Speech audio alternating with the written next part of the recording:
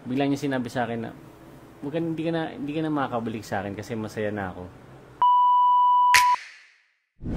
Okay. Good evening, guys. Good evening. I'm Martin. What's up? Good evening. And Alexa. Oh, I'm Marvin, by the way. And I'm Kim. Daryl. Sige. yun, wala pala akong mic. So, si Alexa yung magtatanong ngayon kasi kami lang yung merong the one that got away. So, siya wala. Emphasize mo pa. Kulang na pagkakasabi mo. Sorry. So ngayon, ang topic natin for tonight, usapang ex tayo. Usapang ex, yan. Oo, kaya X-Files. Hindi lang Totga, meron din about sa closure, meron din, ano yun, sabi ko kanina? The Usapang Theory. Usapang X-Files. Yeah. Kaya X-Files yung title. Alright. Okay, so sige. So since X-Files to, sabi nga, share story of almost love relationship that felt like the one but didn't work out. Yung tipong pinaka-memorable mo talaga, na parang talagang medyo nag-walling ka. Gusto niyo na sample? Sige. Madali akong kausap ngayon, ang dami kong enerhiya. Ang walling, kunyari, sobrang lungkot mo. Tapos meron kang mga news na hindi mo kinaya talaga. Like, nag-break kayo ng girlfriend mo, nag-break kayo ng exes mo. Kumapit ka sa likod. Tapos pababa. Ah, ngayon? Oo. Ayaw may walling. Okay. So, ganon. Ikaw nga, Tin? Napaganon ka ba? Hindi, sa akin Hindi, ano yun? Level 4 yun. May leveling yan eh. So, sige, game. Let's start sa'yo. Yung beer pala. Martin, Ayun nga. Puputok meron ba yun? ako dati, dalawang ex ko eh.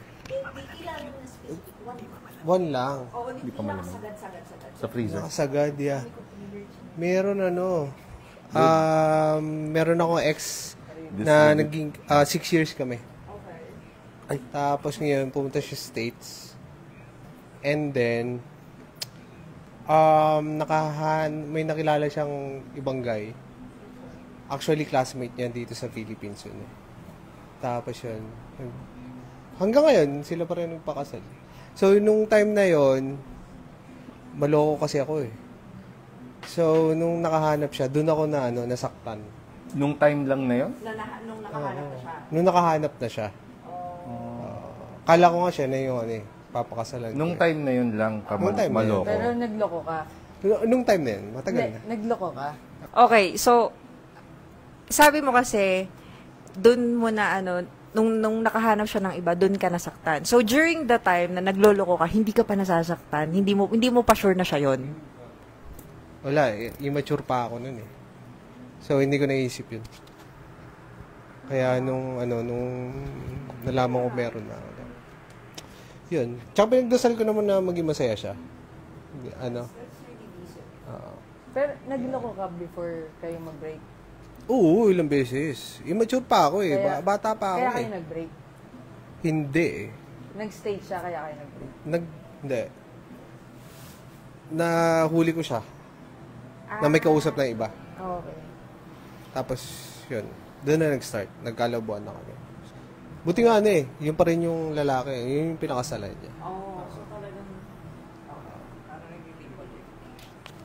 Okay, next, kay Da. So, Da, ano yung mo? Yung pinakasagad-sagad na nakapag-walling ka? Na love story na the one that got away, basically. Siguro nung Parang hirap na hirap hindi, tayong mamili. yung napangasawa ko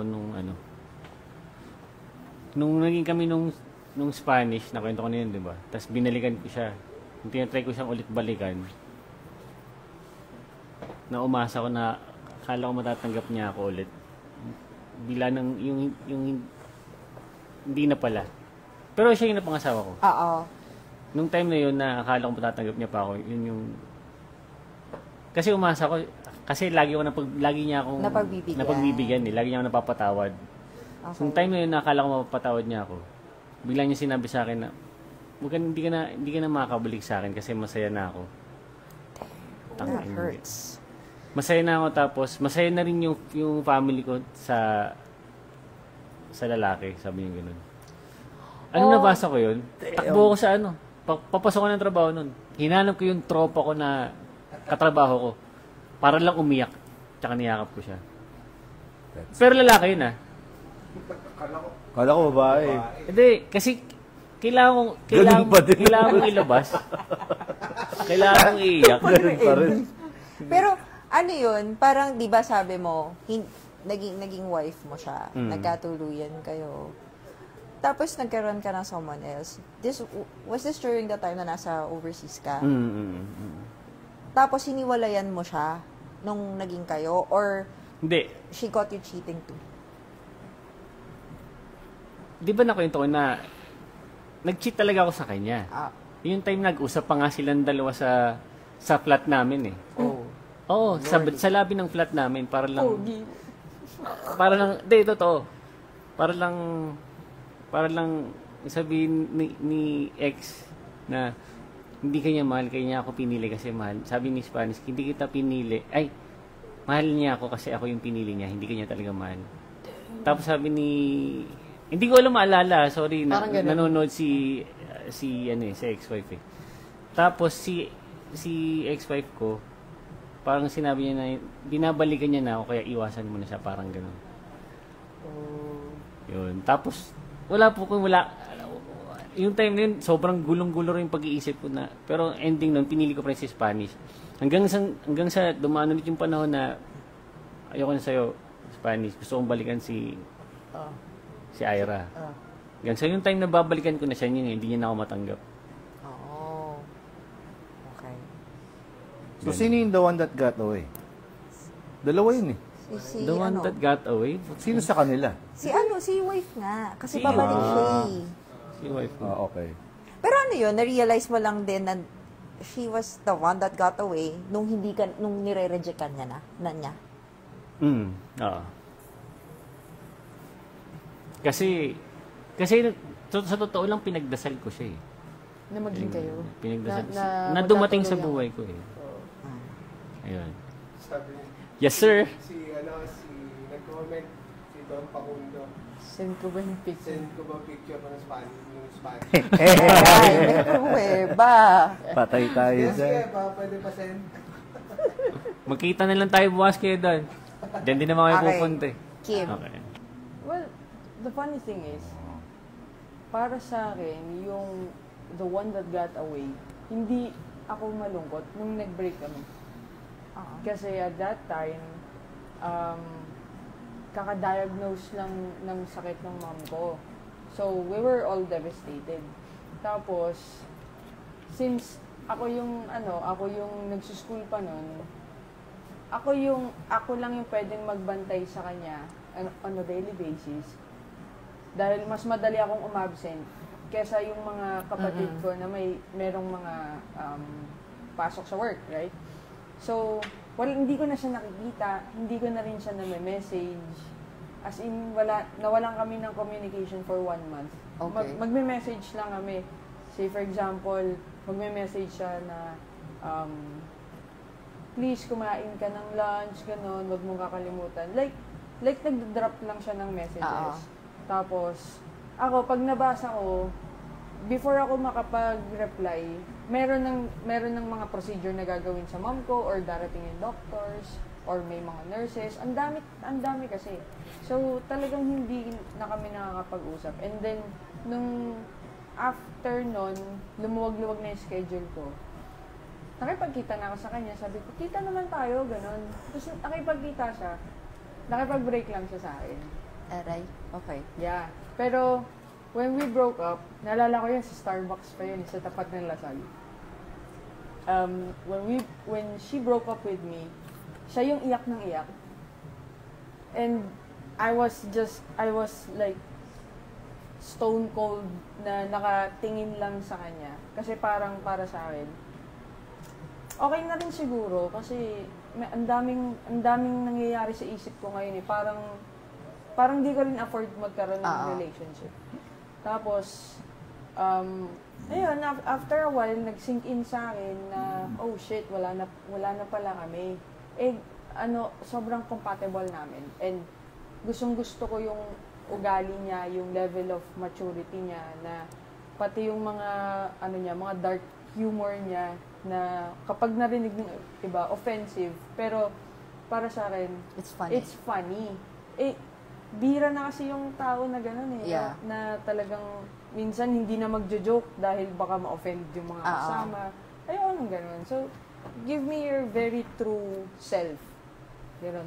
Mamahalin kita. Parang gano'n. So you guys click. Pero ang question ko was, what was the reason? Ano yung reason niya? Why she broke up with you? She wanted to focus on her career and magma-master siya. Oh, And parang, sabi niya sa akin, parang masyado akong mabigat dalin at that time. Kaya siya nakapag-break. And she was crying. Parang para sa akin naman, it's like you did me a favor by doing this. Hindi dahil hindi kita mahal. I love you so much. Pero parang siguro we reach an impasse na hanggang dito lang talaga tayo. And then nung siguro mga after mga isa't kalahating girlfriend ako, gano'n. Kalahati?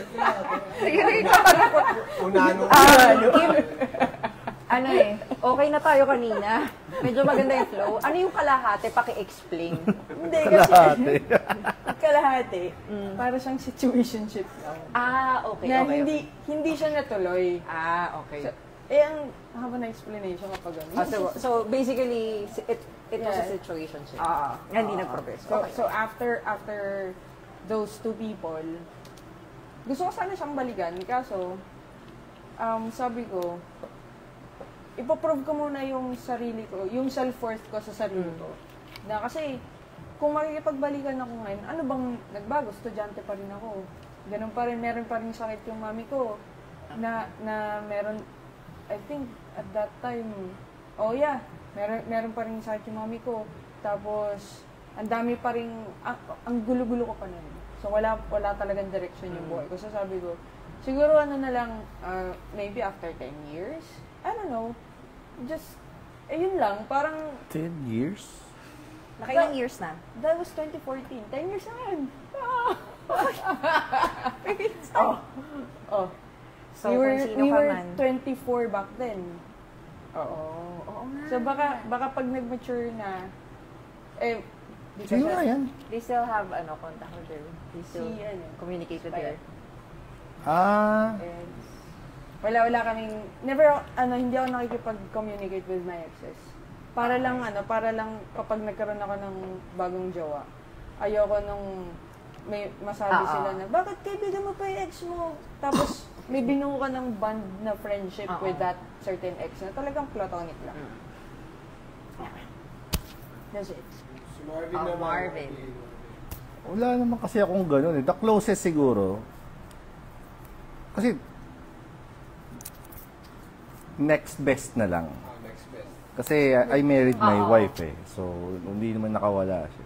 Wala naman. Pero siguro yung next best sa wife ko is yung way back in college. Then what happened? Di ko rin maintindihan eh. She was really kind. She was sweet. Pag may sakit ako, pumupunta. Nagsakitin ako ng bata ako eh. Hindi ko rin alam kung ba't ako gano'n. I was such a dick na... You're still immature back then. Siguro... College days eh. Alam mo yun, I got bored na masyado siya mabait. Di kami nag-aaway. Okay. Alam mo yun, everything I say, she will do, she'll agree. She was too good for you. Yeah, sabi ko. Pero, yun nga, the stupid thing is, I'm the one who broke up with her. Do you remember the specific reason why you broke up with her? Or wala lang? Wala eh. I just got bored. Isang araw, wala. Yeah, una parang, I think hindi pa uso yung ghosting nun, pero I did that. Siya yung siya talaga yung father. The founding father. The father of ghosting. Na hindi na ako masyadong makikipag-message or not sure kung anong klaseng messaging back then. pager, Landline. landline. Di ba tumatawag? Yeah, right. Oh. Tas, I don't know, I got bored. Tapos sabi ko, you know what, this is not working out. Ganun. Just too nice for me, too good. Pero, after a while, I realized na, shit, I had it, eh. No? Alam mo yun? You lost a good thing. Yeah, I lost a good thing. Sabi ko, what was I thinking? I tried getting back to her. Okay. Through my cousin. Kasi friend siya ng cousin ko. And then what happened? Cousin got blocked. The-block yung cousin ko. Di dahil sa akin. Nawalan siya ng friend bigla. Nawalan siya. As in, yung buong family nung friend niya, nagalit sa kanya. So, my cousin was a bit, well, pissed at me dahil dun. Tapos, ang huli ko lang narinig is, walang kwentang tao yung pinsan mo. Yun lang yun. Okay. Pero I said sorry. Okay. Pero during the time that you were doing that, I wanted to know na parang, were you really an ass towards her? Or you were treating her okay naman, pero... I was treating her okay, pero I got cold. Really cold. Na parang, I'd rather be with my friends, I'd rather be somewhere else than to be with her. Parang ganun. Pero I never cheated. Okay. I never cheated. It's just that I don't feel anything anymore. Parang ganun ko. At the time, that's what you were feeling, na parang wala naman. Pero nung Yeah. nawala... Nung nawala, saka ko lang na-realize na stupid Marvin. Oo, would you hide? Parang, what were you thinking? Ba't mo pinakawalan yun, di ba? Pero, I did say my piece na kahit na mabilisan lang, nagkausap naman kami sa phone. Actually, hindi usap eh. More on just, ako lang yung nagsasabi na I'm sorry na, well, I was, siguro after a year or two pa yun eh. Mo na-realize? Yeah. Hindi kasi, after that, nagkaroon ako ng girlfriend. And then, yung girlfriend na yun, it's the total opposite of what she is. Oo. So, sabi ko, Papi RJD, bakit shout out. ko pinakawalan yun? Tanga-tanga ko naman. Anyway, I tried contacting her. She has the same number, same everything. Ayun, I said sorry. I was young and stupid back then. I'm not trying to get back to you or anything. I know my place. I just wanted to apologize. I just wanted to apologize. It's not your fault. It's just me. You know, ito yung totoong, it's not you, it's just me. There's nothing wrong about you. You keep doing what you do kasi that's what I still love about you until now. So, don't think na may mali kang ginawa back then. Pero pag magkikita kayo ng ex mo ngayon, In a heartbeat. pwedeng ano? In a heartbeat. Oh, do you mean in a heartbeat? Babalikan na in a heartbeat. In a heartbeat. Oh. Ikaw ba, pabalikan mo rin? Pag ganun? Pag nakita mo si, Totga. Pag, kunwari, nakita mo ulit, total single ka. Kaya, single tayo. Ganun. Oo, ganun. Pabalikan mo. Yeah. Oh. Ikaw? Hindi ko pa alam. Hindi alam. So, ikaw ganun din? Oo. Ikaw naman? Pero, wait lang. Given na hindi siya nag-iba. Like, kung paano ko siya nakilala noon, meron siyang mga added characteristics. Yes, pero kung naiba, ibang tao na siya, I don't think in a heartbeat. Siguro, may chance. Ako kasi hindi ako bumabalik talaga sa ex. Wala nakikipagbalikan.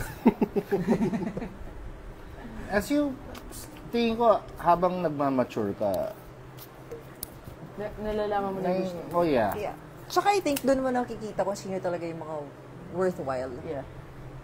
Saka parang minsan kasi yung playing field mo dun sa ex mo mas mas alam mo yung playing field mo sa kanya, di ba? are you gonna gamble with a totally new person? Knowing na, alam mo yun, you're gonna start all over again. And sa akin, at my age, well, Yeah. di ba? You will Shout have out, to Papi start. So what's your RJD, from favorite watching color? from Yeah, Japan. I'd rather play it smart. Tapos na ako magsalita, Paps eh. Okay, so let's go back to this.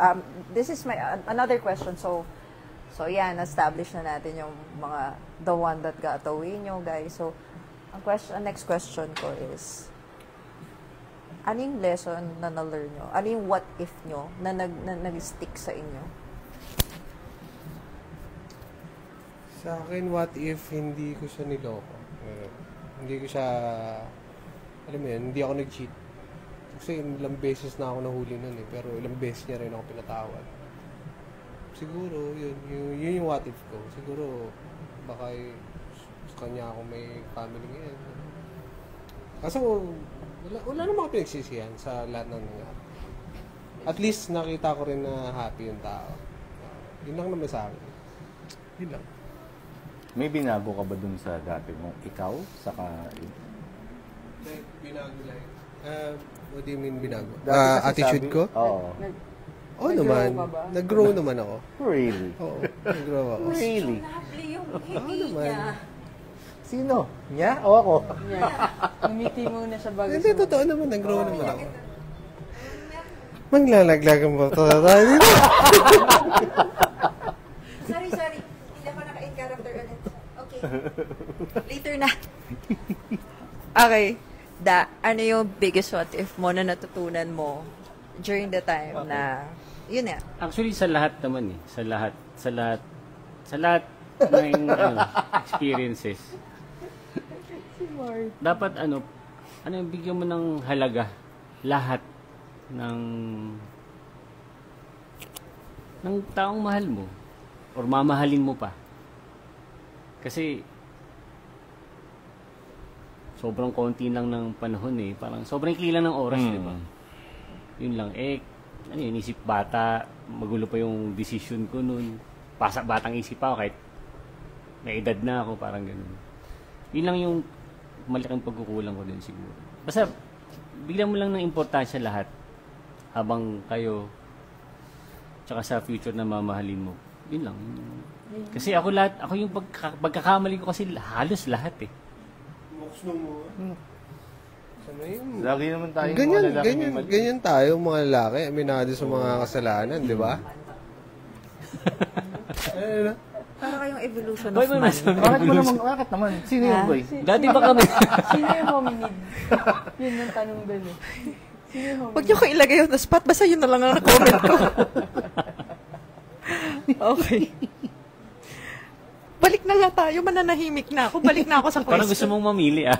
Hindi ako namimili. May parang... May mag-o-ostrich ba tonight? Kagaya last week. May mag-o-ostrich. Yung babaon na naman sa Wala siguro. Bawal na. Bawal na. Matatago kasi mic on. Okay. Bawal na. Sige. Okay, Kim, Yeah, ako na what's your biggest what if? And, yung what if na natutunan mo talaga. I think, with all my relationships, naman, wala akong what if. Laging, if it's done, tapos na yun, closed book na yun. Talagang hindi ako nakikipagbalikan. Kaya, wala akong what if. So, lesson learned na lang, ganun.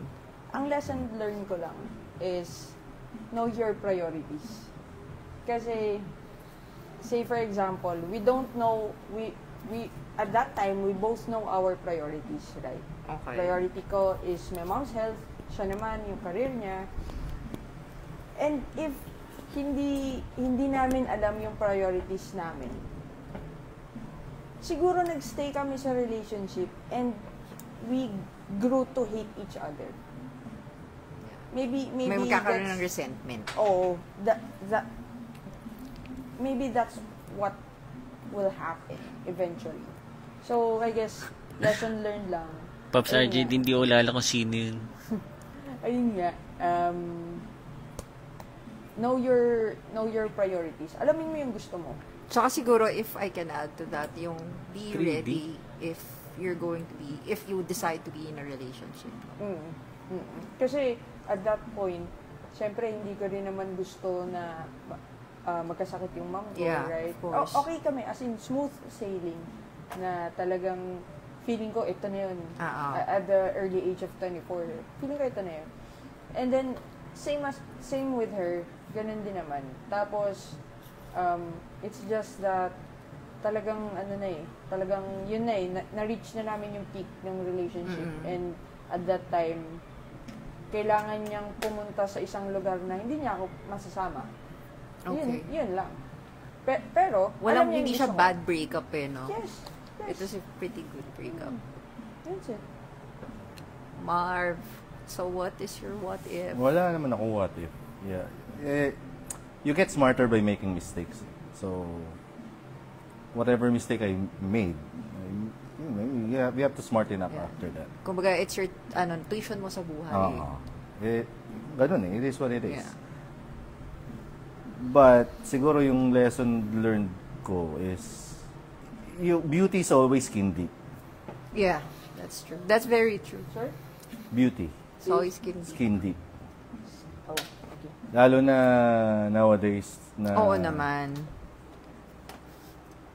They know, well, siguro good-looking people, they know where they stand. And sometimes they Pops, hindi ko kilala yun. play around with, they tend to play around with Ay, that, gago si Rosie. with that gift that they have. Diba? Ayun. Parang The ganun. privilege that they have. So,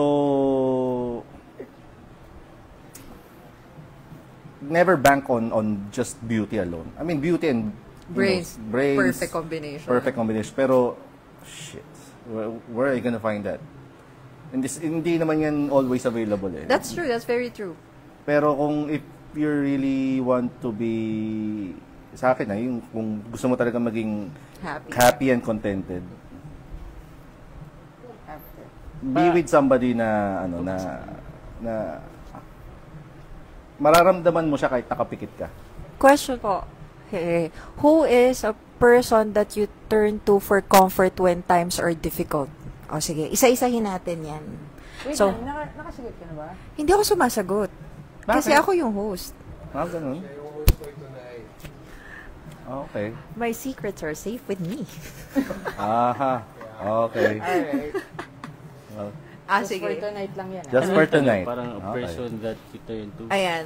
Kasi, explain ko sabi ko nga, Sometimes are different. ako I understand Habang meron ka her or- kasi meron ganun na parang sabi ko nga, hindi lahat ng tao, whether it is your spouse or whether it is your boyfriend, girlfriend, parang he or she cannot open all doors of your life. Meron mga taong, there's a certain door na kaya niyang buksan, pero hindi kaya buksan ng spouse mo or ng partner mo. So, Martin, who is that for you? Si God. Showbiz yung Hindi. Wala eh. Sila, mga friends ko. Pag malong... Ay, ang showbiz nito ha. Hindi, pero kaming mga lalaki kasi, meron kaming sakit na kunwari, nag-away kayo ng girlfriend mo, yung current partner mo. Gahanap ka ng ng iba na, alam mo yun, ibang babae. Ganun yung ibang lalaki. Yung ibang lalaki. Uulitin ko yung tanong ko. Okay. Kasi alam ko yung minimin niya eh. Kasi merong kasing ganito eh. There's always this one person that you cannot get rid of. Na parang, alam niyo yun. It's like, Marvin, Martin, wag you're three in a ganun. relationship. Minsan wag Parang tayong showbiz. Okay lang yun. Parang ganito, Oo. Kunyari si Daryl lang best friend mo, right? Kaso si Daryl babae. Okay. Ganon. What? No, I mean, Hindi. no. Wait lang, Okay, hindi hindi. Sige, kasi. sige. Ganito, nagigets ko kasi, correct me if I'm wrong ha, yun dun sa nag-comment, kay Miara Oyama. Eme ka raw, Martin. Ngayon, yun yung gusto kong malaman. Kasi kanina pa tayo siya na showbiz nito. Biglang si God. Ano to, grade 1? Si God? Kailan ba ako din nagsimba, Brad? Alam mo, Miara, totoo. Laging safe ang Teka, sagot hindi. yan. Wag muna. Wag ka muna sumagot kasi gusto kong liwanagin yung tanong. Okay? Sino yung one person na siya talaga yung go-to mo. You don't know what's in her, what's with her. You just can't get rid of that person. Yun. Her ba? It's well, sa inyo. Yun. Okay. Wala. Ako naniniwala ako kay Martin eh, wala. Oo nga naman. Parang... Parang lagi dito kong kasama yung mga yan eh. Parang dito lagi ang puntahan kapag may problema. Kung may problema ako, sa kanila ako pumupunta eh. Actually, yung problem niya, or kahit sino siguro sa amin, hindi naman talaga yun, I mean, we will, well, in my case, I'm not gonna really open it up. I just want to be with my friends, na parang ganito lang, pero I'm not gonna open up kung anong nangyari, in full detail. No, I'm not Sasabihin gonna do that. lang namin na, say for example, nag-away nga kami ni ni ganito eh. Pero okay lang yan, gano'n. Very bro relationship. Yeah, tapos hanggang kung mag-open ka, edi go open. Pero kapag hindi, nobody will ask. Oo. Yun lang hindi Kung kami isa- babaero. Kami ng bababae. So, yun lang talaga ginagawa namin, yung mga ganyan. Inom, tapos kwentuhan. Ako, Alex, ako yung susunod na tatanungin. Yes. Kaya Wala. pa ako nag-iisip, wala eh. Wala talaga. Lalaki talaga yung nilalapitan ko eh. Oo. Din. Before, kung hindi sila, Kasi mangyayari, feeling ko, kung meron akong babaeng ganun, siya yung magiging comfort zone ko, ay putang ina, baka may, alam mo yun, yung mangyari yung hindi dapat mangyari. Baka lang naman. Kung meron. oo, iwas na rin. Iwas ka na rin. Siyempre, may problema na nga kayo eh. Kasi before sila, yung mga kapatid ko, pero hindi rin fully. Okay. Kasi, gigisahin lang ako. Balita ko may problema ka. Hindi, wala yun. Hindi ka Kasi- kasi nagsasabi. Kasi sa atin, di ba? Di ba nung tight college days natin, may problema ko. Ano? Inom na lang natin. Pero ganun lang kasi. Tayo, inom na Ganun lang lang natin. kasimple. Inom na lang natin yan. Bilyar tayo, ganun. Sige. So, wala talaga. Medyo mo, Marvin, please naman wag mo kong bokyain. Kahit isa sa inyo. Isa lang yung nangyari sa akin na ganun. That was my wife. Okay. Sige. Siya yung go-to person ko.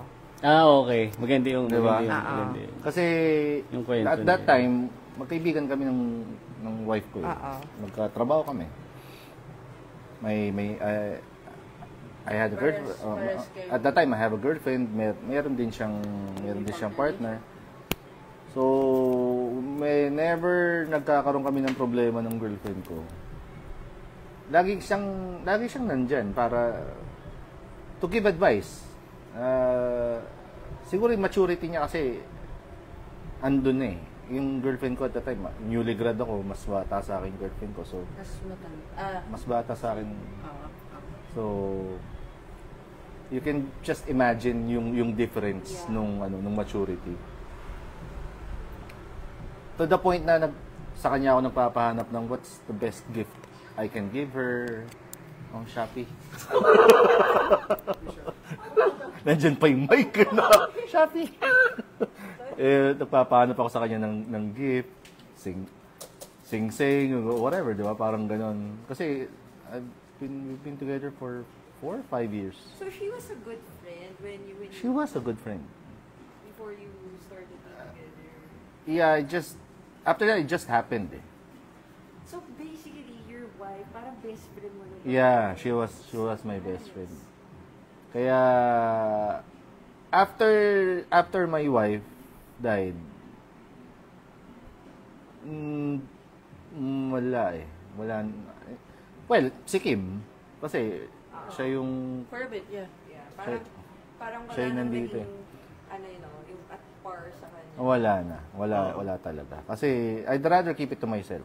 Siguro magsasabi lang ako for whatever I'm comfortable, snippets lang, but I'm not gonna like pour everything out. Yeah, No, pero- I'm not gonna do that. Pero nung mga panahon na yun, napatunayan ko na kapag sobrang kilala mo yung tao, kahit na hindi yan nagsasalita, kahit na konti lang yung sinasabi niya sa'yo, alam mo kung ano yung nararamdaman niya, alam mo yun na yung way of thinking niya, ganito, ganyan.